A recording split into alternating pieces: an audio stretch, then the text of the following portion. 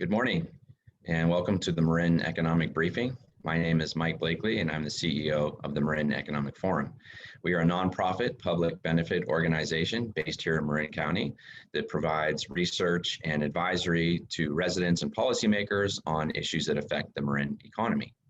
You can find out more about our work and make sure that you get invited to future events like this by visiting our website at www.marineconomicforum.org.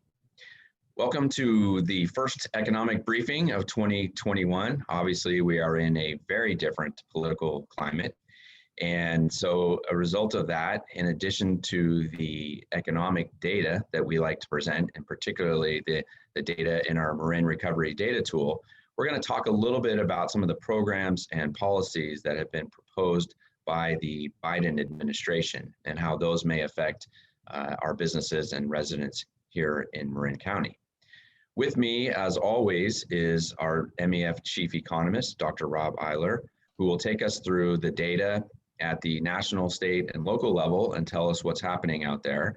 We just got fourth quarter data this morning, as some of you may have noticed. And then in addition to that, we'll have a wrap up of some of our analysis of what we know and what we think we need to fix as it relates to Marin's own economic recovery. So with that, welcome everybody, and I'm going to turn it over to Rob, who's going to take us through the numbers. Rob? Thanks, Mike. I'm going to share my screen now. Thank you all for coming, and thanks, Mike, for hosting this. So as Mike said, folks, we're going to walk relatively quickly but smoothly through where we think the economy has been, where it's going, and some concerns about California and Marin County. Well, the Biden administration is here. We'll talk a little bit more in a minute about what the White House plan may be. But in general, the economists are watching the spending plans come out and trying to watch also to see how Congress reacts to those spending plans, especially fiscal stimulus part 3, if it comes to pass. We know that there's been a fiscal stimulus round 2, and those checks have hit the street. We will see how that helps as a bridge over troubled water and continued troubled water as we move through the first and second quarter of 2021. But if you take these two pictures together and you think about it, we're going to see a lot of action in Congress over the next 100 days. And of course, it'll be juxtaposed to some of the other residual issues from the last administration. To get true recovery, however, folks, we're going to need to get those vaccines in arms. And we're going to have to turn the corner in the labor market. And a lot of what I'm going to talk to you about here today has some tie back to jobs. But without turning the corner in terms of caseloads, we are not going to restore business confidence or consumer confidence in full to generate full recovery momentum. And November and December, as we'll see in a minute, showcased some of that slowing momentum because we had not quite got out with the second round of fiscal stimulus as we originally thought we would see. And we also did not get the vaccines out as fast as we thought we would see. Unfortunately, this recession has hit our lower wage earners hardest and has created some social services demand spikes, some nonprofit demand spikes, and unfortunately, it has affected the way that we have looked at getting jobs back and how we can help these people. It's going to be a longer slog for our lower wage workers, unfortunately, and I'll reflect on some of the reasons why as we continue on here. Okay, so the labor force watch in terms of how people become unemployed is the following. We have folks that have temporarily lost their jobs, and this recession has been typified by folks that have lost their jobs in a temporary way initially. That gave way to permanent job losers, and now you can see that the share of permanent job loss to temporary job loss as of the end of December 2020 is very similar to each other, which means now we're getting into the stage where it's becoming more like classic recession. You can see the Great Recession about a quarter of the way moving left to right on this graph, that big blue hill. People also completed temporary jobs. They left their jobs and quit. They re-entered the labor force, and one of the dynamics of this recession that's a little bit different is the way in which people have exited and re-entered the labor force, and the rationale behind that, where some partners had to choose between continuing to work or trying to work and childcare. And then this is new entrants into the labor force, for generally speaking, high school graduates and college graduates. Okay. On this graph, I'm going to try to show you a comparison because I get asked a lot about how this recession looks like versus or past recessions. And one of the ways to do that is to look at the momentum of employment recovery in the Great Recession and this recession. And it may be tempting to compare it to very old recessions like the Great Depression or the recession we saw after World War I because it's coupled with the Spanish flu. That's a dangerous comparison because of the way we're more globally integrated and just the nature of our economy is so much different. So we're going to compare to the Great Recession because it's most like the economy in which we entered this recession. For the US, this is the evolution of employment once jobs were lost. You can see this long blue bowl going back up to that red dotted line where in November 2007, the recession started in the labor market and it ended in the sense that we recovered all the jobs that we lost, so to speak, 76 months later.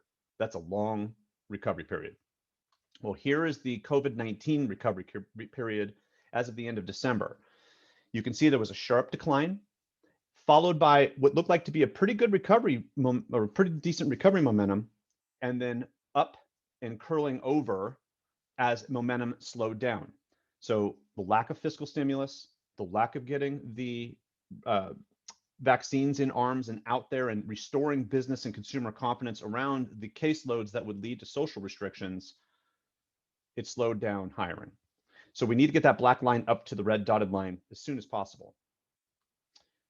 If we look at California in contrast, it's a very similar picture for the Great Recession. I left the seasonality in this one. The last picture, I did not show you the seasonality. I deseasonalized the data. But the blue bowl here is more or less there in trend, a little faster recovery, getting back jobs. And a lot of that was tech driven as we entered the last decade.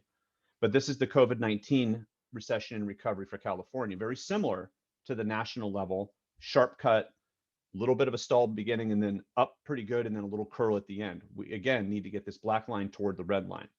And the reason I'm showing you this is because if you add up these three slides at the national level, while we've had recovery in the latter portions of 2020, we need to continue that momentum. And that's what was so concerning as we crept closer to the end of the year, because scientifically we knew we were going to see an increase in cases. We knew that was going to lead to social constraints, and that's exactly what happened. And we're paying a little bit of a price of that with respect to labor market momentum.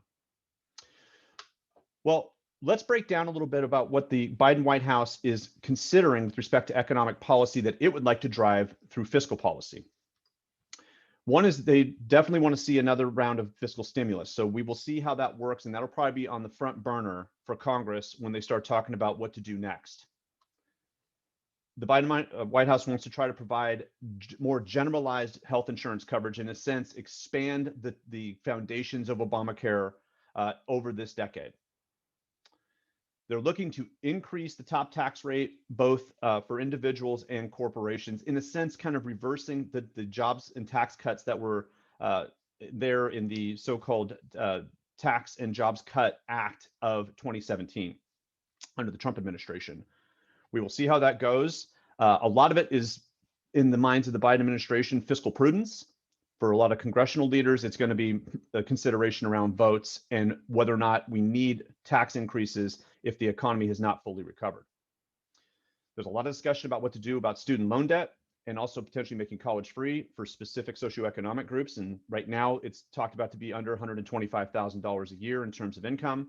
We will see how this goes. That's also a relatively large check that the federal government would have to write. There's a lot of talk about raising the federal minimum wage because there's a large difference between the federal minimum wage, like let's say in a place like California, and the state minimum wage. So raising that up would pick up a lot of our low wage workers. A lot of that momentum is coming from what you saw earlier and what I'll show you in a little while.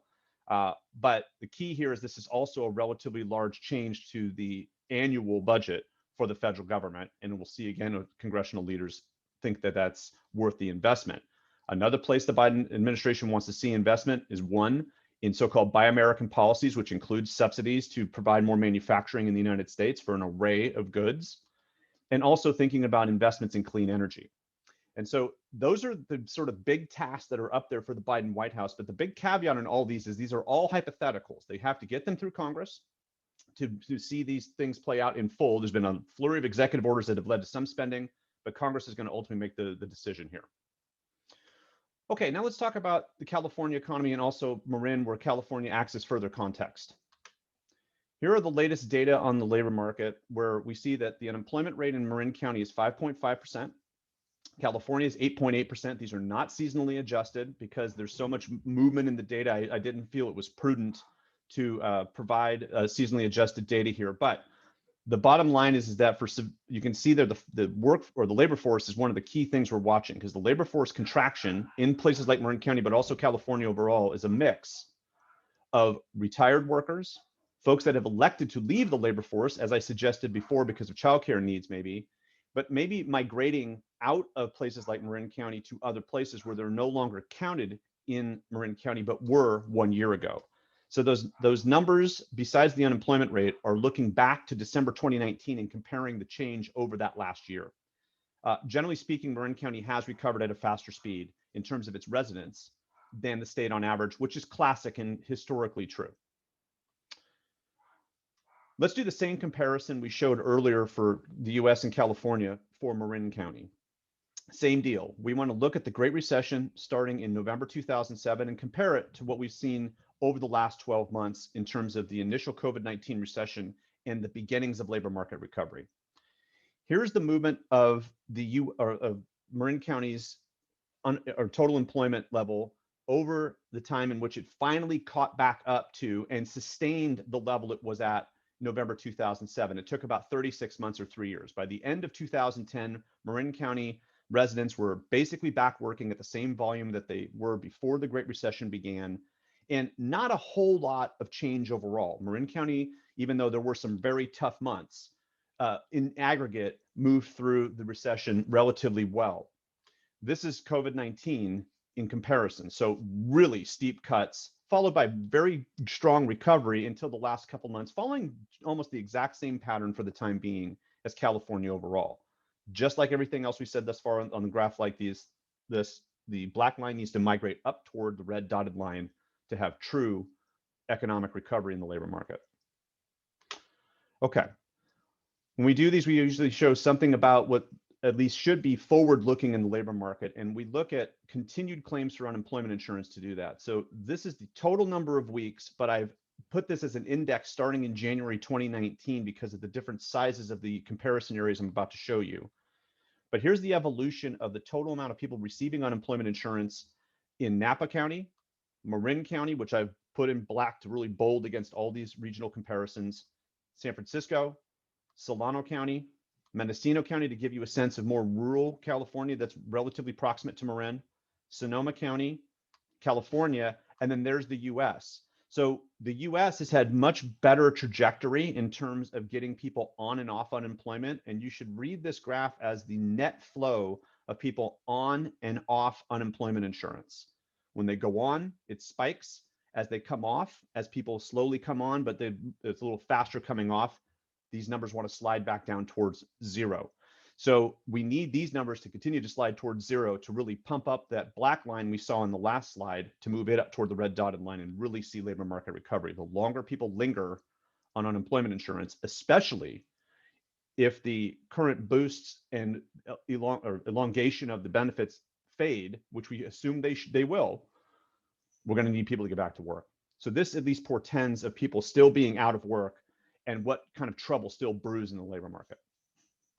Well, as I alluded to earlier, one of the things that this recession has done is harmed our lower wage groups more than our higher wage groups. And this is reflective of that so-called K-shaped recovery in Marin County, where the red line represent the number of jobs that have been lost for folks that make at least $60,000 or more a year. Now, you might say in Marin County, $60,000 is kind of nothing. Well, in the national comparison sense, these data come from a bunch of different sources, but they when they compare these at what's called tracktherecovery.org, it's about 6% down for those high wage workers in Marin County since the beginning of January, as of the end of October. But for lower wage workers, which is the more important reason why we're showing this slide, it could be as low as 44% down from where we started the year.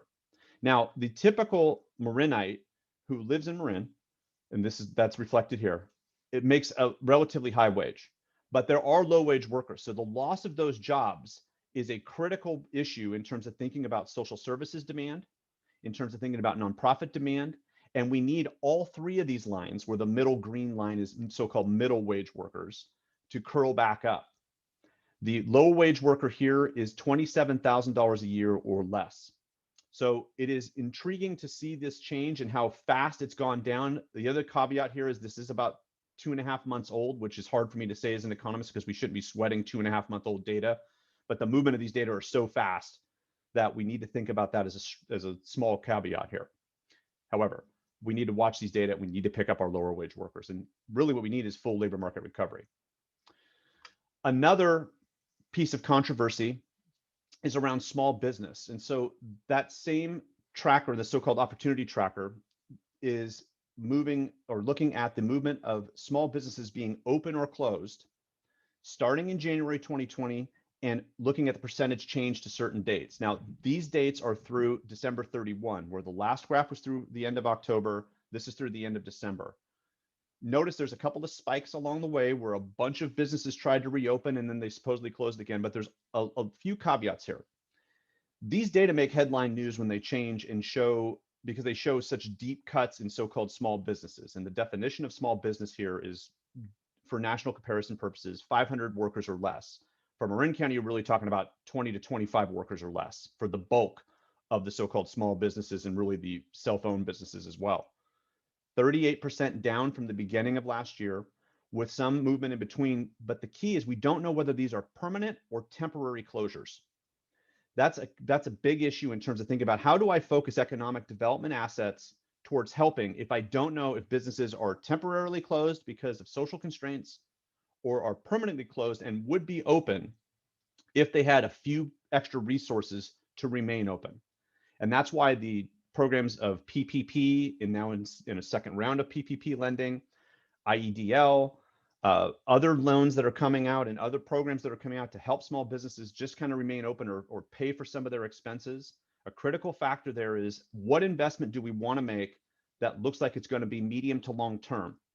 And that's the big friction in Congress on round one, where basically everybody had the availability of resources. It may become more focal over the next couple of months. And as a result of that, we need to watch very closely how many businesses get tipped closer to the edge of permanent closure versus temporary. And you can see that number here is way down from the beginning of the year. Okay, well, now to wrap up on the data, let's look at the industrial movement of jobs in Marin County since the beginning of the recession, thinking about those changes ultimately ending in the change between December 2019 and December 2020. Here's the beginning. So in April 2020, we saw a big cut in leisure and hospitality jobs, bars, restaurants, hotels, generally speaking, in places where we gather for events. Other services, hair salons, nail salons, nonprofits that don't have anything to do with healthcare, we saw big cuts there. Low wage workers, generally speaking. That's why that problem is so critical. Then now we're going to move very quickly toward December. Here's May, June, July, August, September, October, November. Notice that almost across the board, all these industries showed good economic recovery momentum, more or less, given the conditions and given the uncertainty of new social constraints based on COVID-19 caseloads. But in December, when we saw the stay-at-home order come back and we knew it was coming, businesses started to slow down their hiring, and we gave back some of that labor market momentum.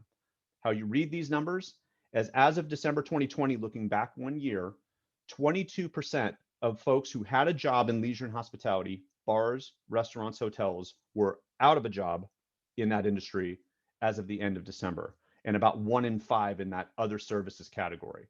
And that's how you read those percentages across each industry. Now, for Marin County, there's a lot of positives there, which is good. And basically, some of those industries either were considered essential and didn't lose that much in the first place, or had stronger comeback and stayed there.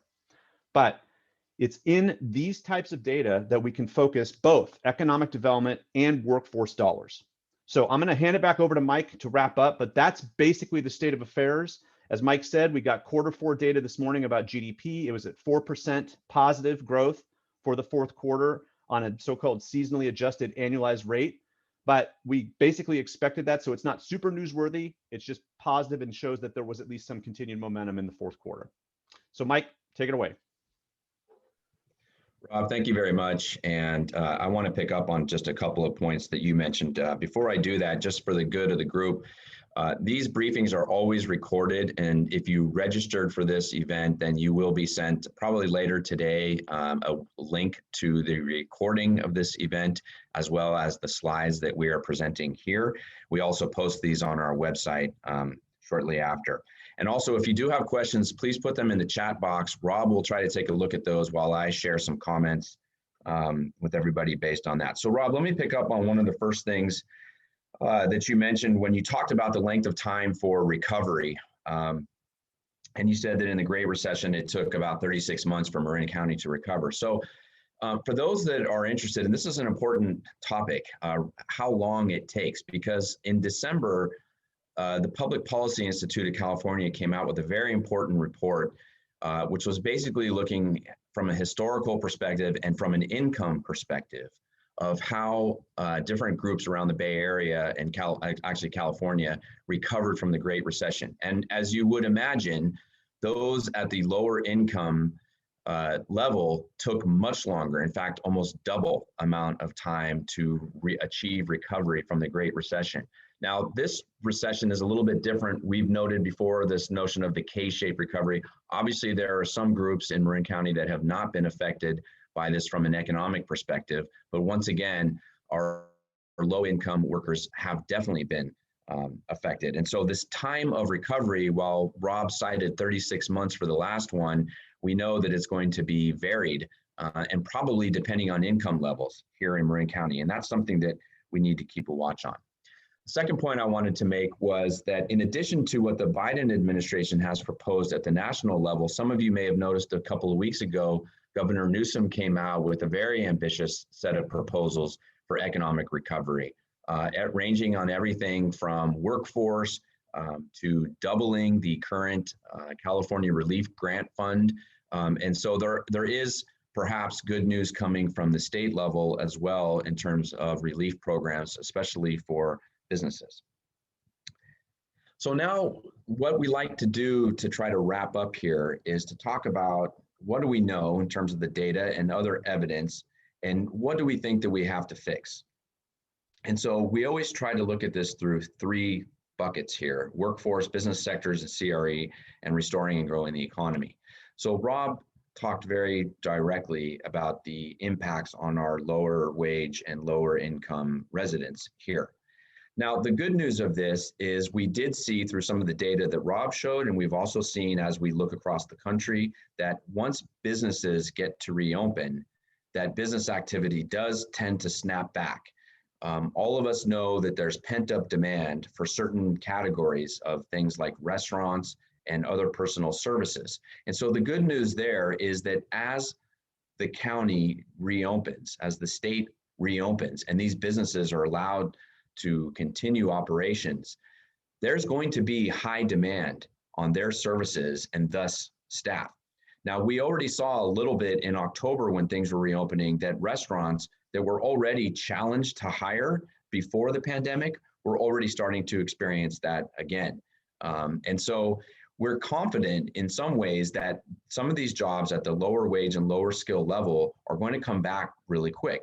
Now, what that means is that we need to figure out how do we make sure that that can happen, because there are barriers now. First of all, schools are not all open for in-class teaching, and there are other childcare constraints. And so that is one issue that's going to be critical in terms of getting lower income and lower wage workers back to work. The other thing is that transit options have been minimized a little bit. So for those workers that were dependent on public transportation to get to and from the jobs, they now have fewer options, or they may be reluctant to use public transit. And then, of course, there are health concerns in the workplace. There are people that are not yet comfortable going back to the workplace. And frankly, there are some businesses that do need help making their workplace safe. They need better access to PPE. They need, in some cases, expedited permitting and other things on the regulatory front that allow them to open and keep pace with their normal business demands in terms of licenses and permits.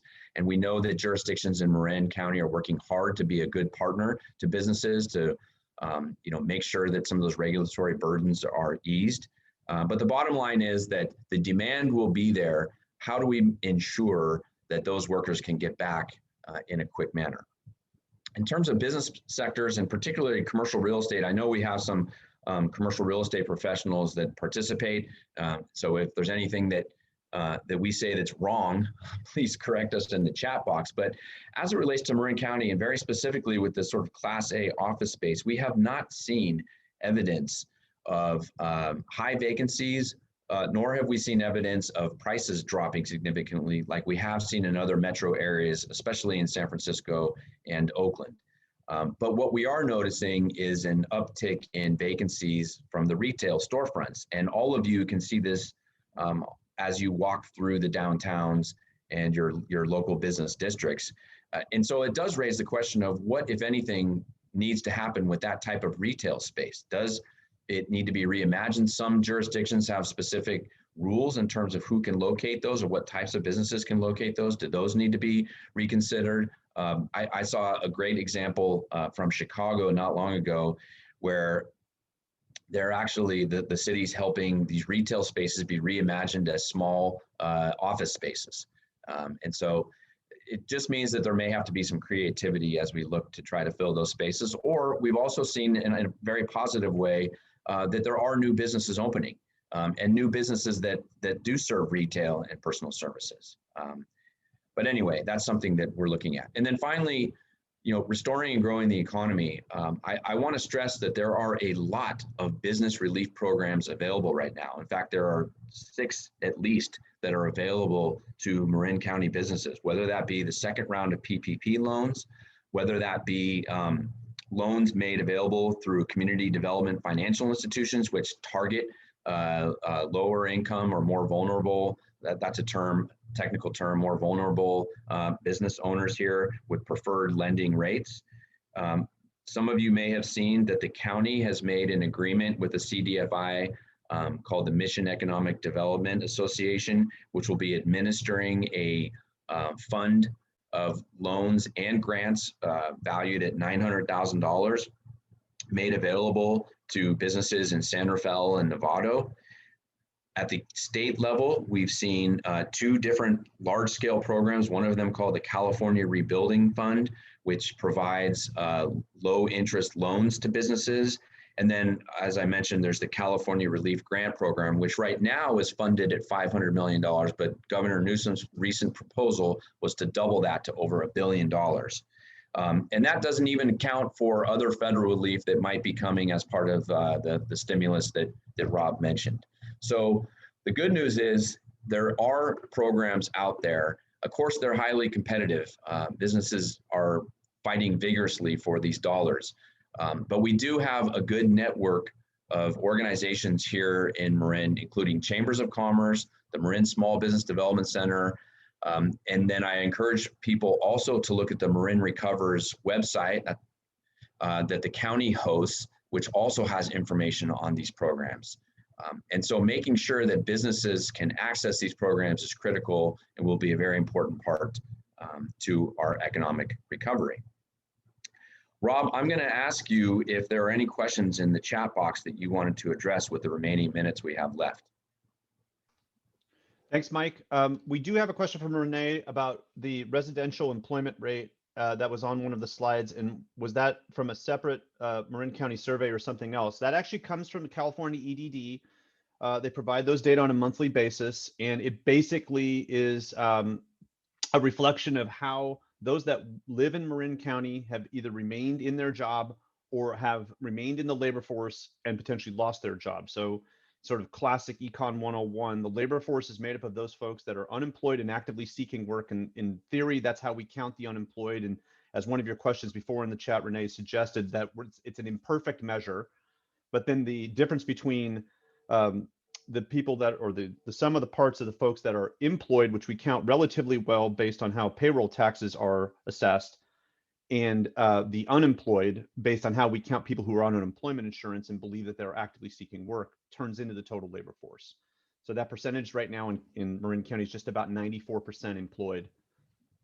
We have another question, Mike, that says, any thoughts on the potential of post-COVID economic impacts on the Bay Area overall, as well as sub-regions? So the two main items that have popped up about the Bay Area and some of the sub-regions is just really, will people come back to work in the urban areas that will then stimulate those secondary and tertiary effects on other businesses that are in rings around the major office spaces that, in a sense, in a daily way, feed off of those workers? And if they don't, there's going to be a large threat of those businesses remaining in business and those workers trying to find work somewhere regionally, which will be tricky. And that's supplemented by the flow of visitors.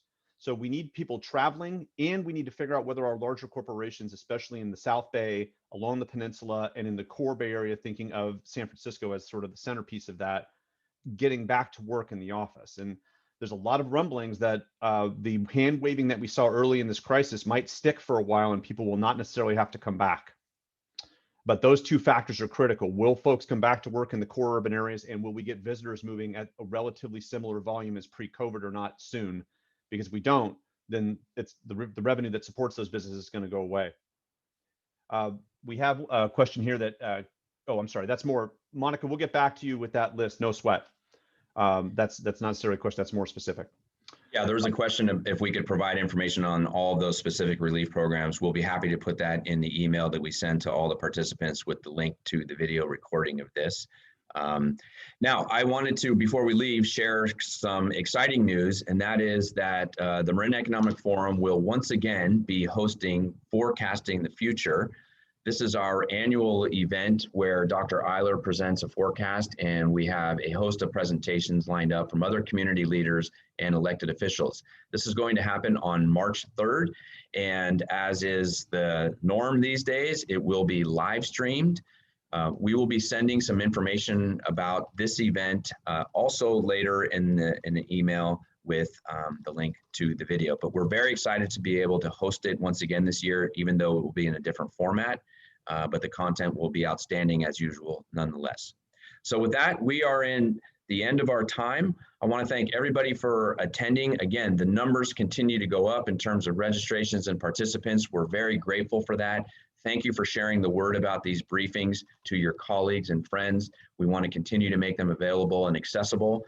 And with that, I'm going to wish everybody a good day, stay dry, and you'll be hearing from us in the future. Thanks so much.